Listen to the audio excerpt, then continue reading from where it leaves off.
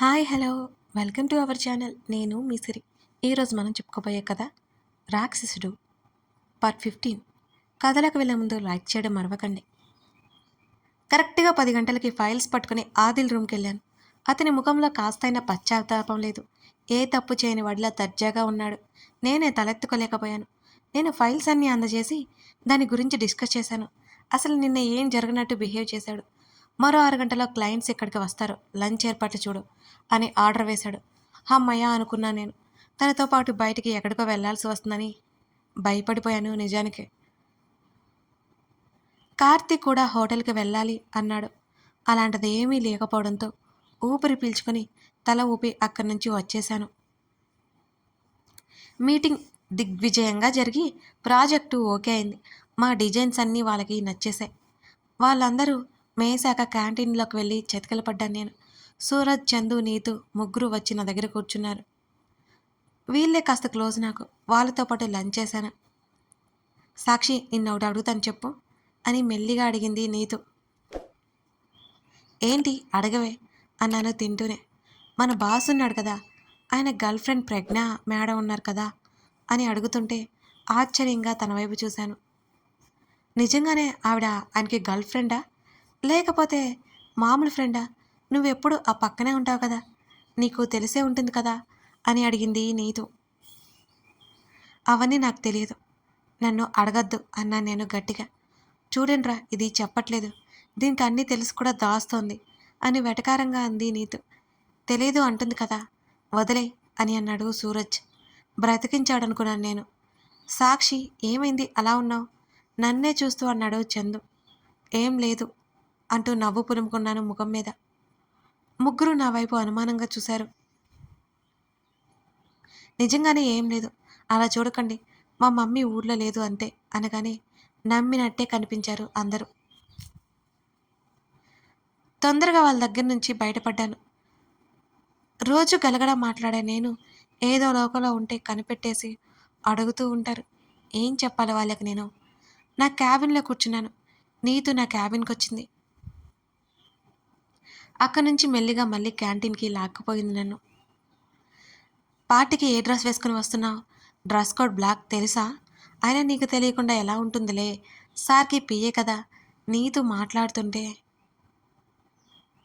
నాకు బ్లాక్ చుడిదార్ తప్ప బ్లాక్ శారీ అలాంటి డ్రెస్సులు ఏం లేవు, పార్టీ వేర్ డ్రెస్సులు అన్నాను నేను. ఏం పర్వాలేదు, ఆఫీస్ అయిపోగానే మన ఇద్దరు షాపింగ్కి పోదాం తెగ ఉత్సాహంగా చెప్పింది నీతు. నాకు కుదరదు, నేను ఏదో ఒకటి సెట్ చేసుకుంటానులే, వర్క్ మానేసి ఇక్కడే కూర్చుంటే ఊస్టింగ్ ఆర్డర్స్ వస్తాయి అన్నాను నీతు నుంచి తప్పించుకోవడానికి ప్రయత్నం చేస్తూ నేను. అది కాదే అంటూ అది కళ్ళు పెద్దవి చేసి ఎదురుగా చూస్తూ లేచి నిల్చుంది. ఏమైంది దీనికి అని తల తిప్పి చూశాను. ఇంకెవరు, ఎదురుగా రాక్షసుడు కనిపించాడు. ఏడు మొహం వేసుకుని ఆదిల్ మా దగ్గరికి రాకముందే నా వైపు చూసింది. రావే పోదాం, సర్వ్ వచ్చారు అని భయంగా అంది నీతు. ఎందుకు పారిపోవాలి అని అడిగాను. నువ్వు రావద్దులే, నేను పోతున్నా అని పరుగులాంటి నడకతో అక్కడి నుంచి వెళ్ళిపోయింది నీతు. క్యాంటీన్ అతనితో ఏదో మాట్లాడుతున్నాడు ఆదిల్. ఆఫీస్ అవర్స్ ఇంకో అరగంట మాత్రమే కదా. నేను అక్కడి నుంచి మౌనంగా నా క్యాబిన్కి వెళ్ళిపోయాను. ఇతని ఉద్దేశం ఏంటో, ఇతని బిహేవియర్కి అర్థం ఏంటో నాకైతే ఏమాత్రం బోధపడలేదు అసలు. తీరా టైం అయిపోయి ఇంటికి వెళ్ళేటప్పుడు నా క్యాబిన్ డోర్ తెరుచుకుంది. బ్యాగ్ పట్టుకుని లేచి నిలబడ్డాను. ఎదురుగా ఈ తేనెకళ్ళ మహానుభావుడిని చూడగానే ఒకంత భయం కలిగింది నాకు. అతడు నాకు అత్యంత సమీపంలోకి వస్తుంటే టేబుల్ తట్టుకుని ఆగిపోయాను నేను. ఏం ఏం కావాలి మీకు అని అడిగాను కాస్త కంగారుగా. పూర్తిగా నా దగ్గరికి చేరుకుని, పిక్ చేసుకుంటాను, రెడీగా ఉండు అంటూ కమాండ్ చేశాడు ఆదిల్. మీరెందుకు పిక్ చేసుకోవాలి నన్ను? కాస్త ధైర్యం చేసి అడిగాను. ఎందుకంటే పార్టీకి వెళ్తున్నాం కాబట్టి అన్నాడు ఆదిల్. టెండర్ గెలిచిన తర్వాత మాత్రమే పార్టీ చేసుకోవాలా? నేను ఉండబట్టలేక. ప్రాజెక్టు ఫినిష్ అయిపోయింది, మరో ప్రాజెక్ట్ టెండర్ గెలిచాం, ఇంకేం కావాలి అంటూ కళ్ళెగరేసి ఇంకా అతను దగ్గరికి రావడంతో, ఏంటి మీరు ఎందుకు ఇలా బిహేవ్ చేస్తున్నారు అని వణుకుతున్న గొంతుతో అడిగాను నేను. నా ముందు స్తంభంలాగా నిలబడితే తలెత్తుకుని మాట్లాడాల్సి వస్తుంది నాకు. షటప్! అతడు ఒకింత సీరియస్‌గా అడగగానే నేను ఉలిక్కిపడి కంగారుగా చూశాను అతని వైపు. 8కి నీ ముందుంటాను. రెడీగా ఉండు అని నా బుగ్గల్లాగి చక్కగా వెళ్ళిపోయాడు. వీడేంట్రా బాబు నన్ను తగులుకున్నాడు. తన మనసులో ఏముందో తెలియక నాకు పిచ్చి పట్టేలా ఉందసలు. అదే విసుగు చిరాకుతో ఇంటికొచ్చి పడ్డాను. పార్టీ పార్టీ విసుగొచ్చేసింది నాకు. నాకు వచ్చిన పద్ధతిలో కాఫీ కలుపుకొని ఒక కప్పుడు కడుపులో పోసుకుని బెడ్ మీద వాలిపోయాను. పార్టీకి వెళ్ళను. ఏం చేస్తాడో చూస్తాను. మహా అయితే జాబ్‌లో నుంచి తీసేస్తాడు అంతే కదా! ఇతని దగ్గర ఉండడం కంటే జాబ్ పోవడమే బెటర్. దేవుడా! నా జాబ్ పోయేలా చూడు స్వామి అని గాల్లో దండం పెట్టుకున్నాను. అలాగే పడుకోగానే కాసేపటికి నిద్రలోకి జారుకున్నాను. నాకే తెలియకుండా నా ఫోను అదే పనిగా మోగుతుంటే మెల్లిగా కళ్ళు తెరిచి చూశాను. చెప్పు కార్తీక్ అన్నాను ఆవలిస్తూ. 8 అయిపోయింది. ఎక్కడున్నావు అని అడిగాడు కార్తీక్. ఇంట్లో అని అన్నాను. అదేంటి పార్టీకి రావట్లేదా అని కార్తీక్ ఆశ్చర్యంగా అడిగాడు. ఇంట్లో ఎవరూ లేరు. నేను రాలేను కార్తీక్ సారీ అన్నాను. అవునా సర్లే టేక్ కేర్ అని అన్నాడు కార్తీక్. థ్యాంక్స్ చెప్పి కాల్ కట్ చేశాను. కార్తీక్ ఎంత మంచివాడో అనుకున్నాను. ఇంకా నిద్ర వస్తుంటే అలాగే బెడ్ మీద పడిపోయాను. మళ్ళీ మమ్మీ నుంచి కాల్ వచ్చింది నాకు. నాకు ఎలాగో వంట చేసుకోవడం రాదు. ఫుడ్ ఆర్డర్ ఇచ్చినట్టుంది. అది వచ్చినట్టు బయటికి వెళ్ళి అది అందుకోమని మా మమ్మీ చెప్పింది. ఇంటికి వెళ్ళి నేను బయటికి వెళ్ళి తలుపు తీయగానే ఆదిల్ ఉన్నాడక్కడ. ఒక క్షణం అదిరిపడ్డాను. అమ్మో! నిజంగానే వచ్చేసాడు ఏం చేయాలి ఇప్పుడు? తెగ కంగారు పడిపోయాను నేను. తను మోచేత్తో నన్ను పక్కకి నెట్టేసి ఇంట్లోకి వచ్చేశాడు సరాసరి. నన్ను పైనుంచి కింద వరకు సీరియస్‌గా చూశాడు ఆదిల్. ఇంకా రెడీ అవ్వకుండా ఏం చేస్తున్నావు అంటూ గద్దించాడు నన్ను. నేను పార్టీకి రాను. నాకు హెల్త్ బాగోలేదు అన్నాను నేను. అంటే నా ఫోన్ తీసి నేను పార్టీకి రావట్లేదు.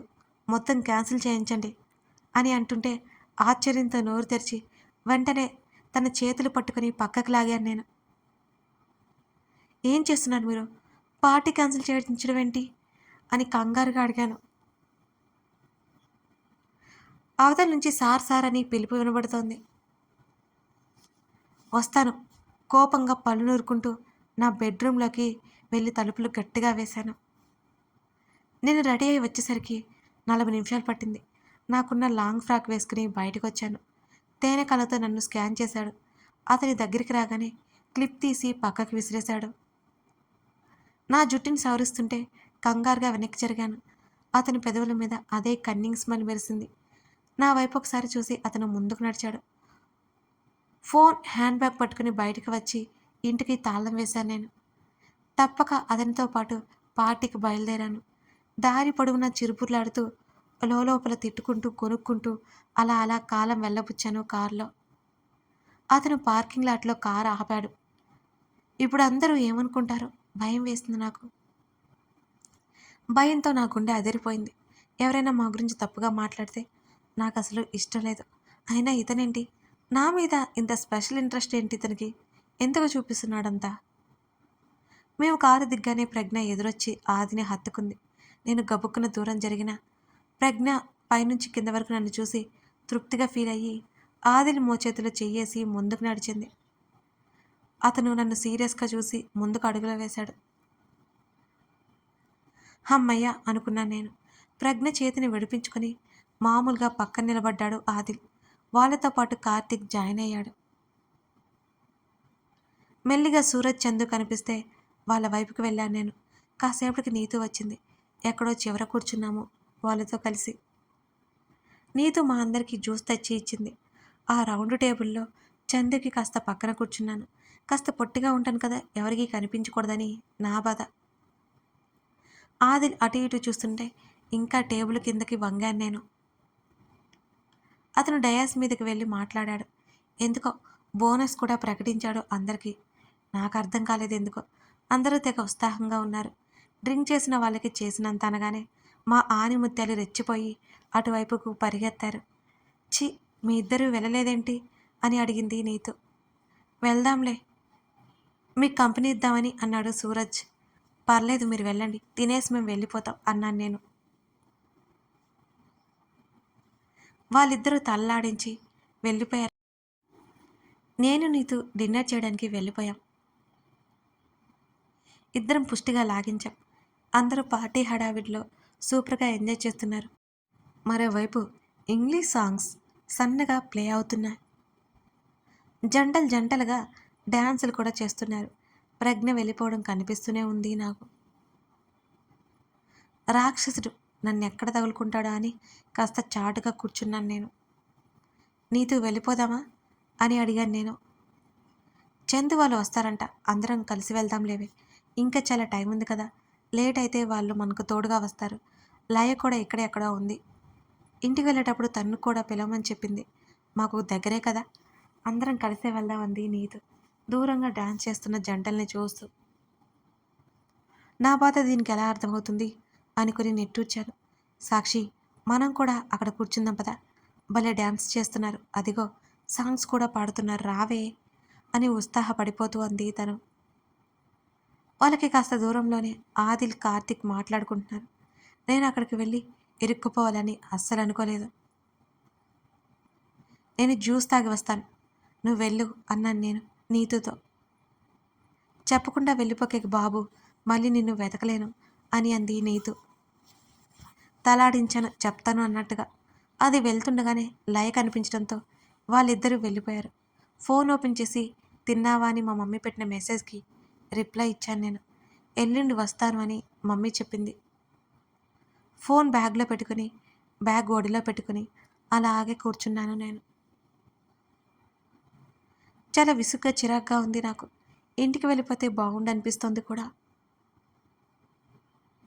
గడ్డం కింద చేతులు పెట్టుకుని ఆలోచిస్తూ కూర్చున్నాను. ఆదిల్ బిహేవియర్కి అంతు పంతు లేకుండా పోయింది. గట్టిగా మాట్లాడాలి అతనితో. ఇంకోసారి అలా ప్రవర్తిస్తే జాబ్ మానేస్తని చెప్పాలి నేను. నేను ఆలోచిస్తుండగానే నా ముందు 2 కాళ్ళు వచ్చి ఆగాయి. తల ఎత్తి చూసిన నాకు రాక్షసుడే కనిపించాడు. ఏడుపు మొహం వేసి లేచి నిలబడ్డాను నేను. నా చేతిని పట్టుకోగానే కోపంగా విదిలిస్తూ చుట్టూ చూశాను. ఎవరూ లేరక్కడ. నా చేతిని పట్టుకుని బయటికి లాక్కొచ్చాడు. అందరూ డయాస్ దగ్గర ఉన్నారు మరి. నన్ను తీసుకెళ్లి కారులో కోరేసి తను డ్రైవింగ్ సీట్లో కూర్చున్నాడు. సేవ్ మీ అని గట్టిగా అరిచాను నేను. హే చుప్ అంటూ గట్టిగా అరిచాడు. లేదు, మీరు నన్ను ఎందుకు లాక్కెళ్ళిపోతున్నారు? నన్ను కిడ్నాప్ చేస్తున్నారా? ప్లీజ్ ఎవరైనా ఉన్నారా? నన్ను ఇతని నుంచి కాపాడండి అని గట్టిగా అరుస్తుంటే నా చుట్టూ చేసి నన్ను దగ్గరికి లాక్కున్నాడు ఆదిల్. నా మూతి మీద అతని చెయ్యి ఉంది. నీళ్ళ నుంచి బయటపడిన చేప పిల్లల అతని కౌగిలిలో గిలాగిలా కొట్టేసుకుంటున్నాను నేను. ఇంకొక మాట నీ నోటి నుంచి వచ్చిందంటే ఆపకుండా అరగంట ముద్దు పెట్టుకుంటా, ఆ తర్వాత నీ ఇష్టం అని తను సీరియస్గా వార్నింగ్ ఇవ్వడంతో నా కళ్ళు బాతగుడ్లంతా అయ్యాయి. అర్థమైందా పాగల్ అన్నాడు కళ్ళెగరేస్తూ. నేను భయంగా చూశాను అతని వైపు. చెప్పింది అర్థమైందని అనుకుంటున్నాను. నా మాట కాదని అప్పుడు చూపిస్తా అంటూ నన్ను వదిలాడు ఆదిల్. భయంతో బిక్కబిక్కమంటూ ఆ సీట్లోనే అలాగే చివరికి చేరుకుని కూర్చున్నాను. డోర్ సరిగ్గా వేయలేదనుకుంటా. ఇంకా చివరికి జరగడంతో పడిపోబోతుంటే నా రెక్క పట్టుకొని లోపలికి లాగి నిజంగానే పాగల్ నువ్వు అని నన్ను కసిరేస్తూనే నా మీదకి వంగి డోర్ లాగి సరిగ్గా వేశాడు ఆదిల్. రోడ్డు మీద దుమ్ము లేదు, కానీ ఉంటే దుమ్ము లేపుకుంటా పోయేలా ఉంది ఈ కారు. ఎంత వేగంగా ముందుకు దూసుకుపోతుంది. సీట్ బెల్ట్ పెట్టుకో కసరడంతో చప్పున పెట్టుకున్నా నేను. నన్నేం చేయరుగా నోటి మీద చెయ్యడ్డు పట్టుకుని మెల్లిగా అడిగాను నేను అతన్ని. ఏం చేస్తాను నిన్ను? నేనేం చేస్తాను నువ్వు అనుకుంటున్నావు? రోడ్డు వైపు చూస్తూనే నన్ను అడిగాడు ఆదిల్. ఎందుకు నన్ను తీసుకెళ్ళిపోతున్నారు మీరు అని అడిగాను మెల్లిగా. మొన్న డిన్నర్కి రమ్మంటే రాలేదు కదా, అందుకే ఇవాళ ప్లాన్ చేశాను. లేకపోతే డిన్నర్ కాదులే, డేట్ అనగానే విస్తుపోయి చూశాను అతని వైపు. ఏంటి మీరు అనేది? వణికిపోతూనే అడిగాను నేను అతన్ని. ఈ నైట్ మెమరబుల్గా ఉండాలి కదా అంటూ ఒక స్మైల్ నా వైపు పడేసి తాపీగా డ్రైవ్ చేయసాగాడు ఆది. ప్లీజ్ ప్లీజ్ సార్, నన్ను ఇంటి దగ్గర డ్రాప్ చేయండి సార్. నాకు అలాంటివి ఏమీ అలవాట్లేవు సార్. ఈ జన్మలో నా ముఖాన్ని మీకు చూపించండి సార్. నాకు అర్థమైంది నా మీద మీరు రివెంజ్ తీర్చుకుంటున్నారని. బుద్ధుంటే మీ కళ్ళకు కనిపించను. కావాలంటే ఈ సిటీ వదిలి పారిపోతాను. ఇంకోసారి మీ దరిదాపుల్లో కూడా రాను సార్ అంటూ నేను బ్రతిమాలుతుంటే, నీ మీద రివెంజా? నాకా? అని అడిగాడు అయోమయంగా చూస్తూ ఆదిల్. అవును. మీరు మీ గర్ల్ ఫ్రెండ్ కిస్ చేసుకుంటున్నప్పుడు చూశాననే కదా నన్ను సాధిస్తున్నారు. మొన్నొక రోజు కూడా మీ ప్రైవసీని డిస్టర్బ్ చేశాననే కదా నా మీద కోపంగా ఉన్నారు. అందుకే కదా నాతో రూడ్‌గా బిహేవ్ చేస్తున్నారు. ప్లీజ్ సార్ నన్ను వదిలేయండి అని నేను వాగుతుండగానే కారు సర్రున బ్రేక్ వేశాడు ఆదిల్. నా మాటలకి ఎక్కడ కోపమొచ్చిందా అని నోటి మీద 2 చేతులు వేసుకొని వెనక్కి జరిగి కూర్చున్నాను నేను. ముఖాన్ని కందకడ్డలా చేసుకుని పళ్ళు నూరుతూ నా వైపు చూశాడు ఆదిల్. నేను భయంగా చూస్తున్నాను అతని వంక. అతడికి ఎందుకంత కోపమొచ్చిందో నాకు అర్థం కాలేదు నిజంగానే. నా తప్పుల్ని ఒప్పుకుంటుంటే కూడా ఇతనికి కోపం ఎందుకొస్తుంది? నేను చూస్తుండగానే కార్ డోర్ దిగి నా వైపుకి వచ్చి డోర్ తీసి నా చేతిని పట్టుకొని కిందకి లాగాడు. నేను చుట్టూ చూశాను. బాబోయ్!